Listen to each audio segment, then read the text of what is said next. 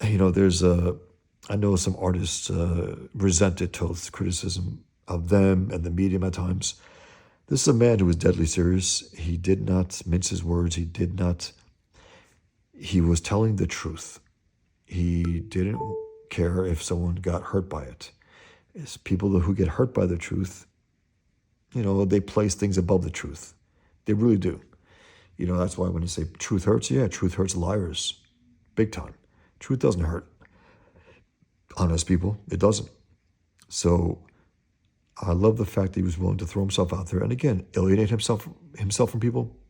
Hey man, I've done it with myself. Miller was my hero, Frank Miller. He said and done things over the years that I completely criticize, and I have no hesitation to do that. Why? Because it's true.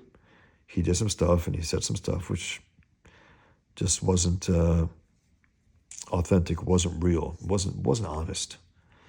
His stance on free speech, right?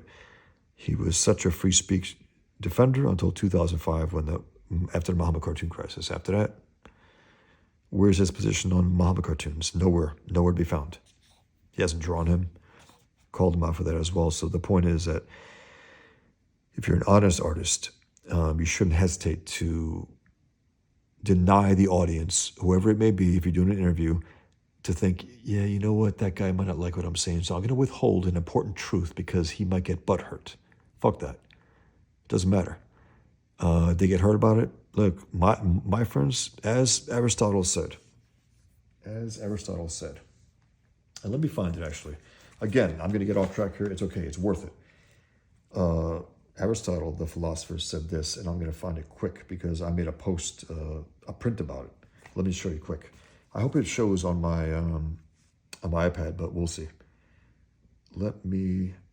It's a great quote, and it was so good that I made a print about it. It's right here. Okay. I hope you can see it. I think you can, actually. Okay, good. This is Aristotle, right? For while both the truth and one's friends are loved, it is a sacred thing to give the higher honor to the truth.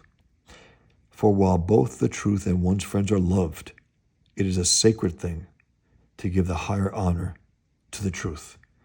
And I'll tell you one thing. I've learned from my experience that your friends don't mind you telling them the truth.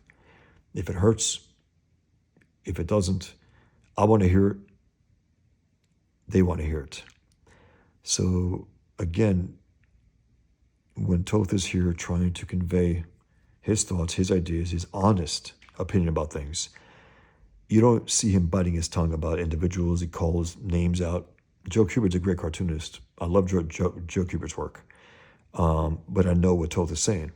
He was much more of a formula artist than a Toth was. He definitely was. I think someone discussed it once.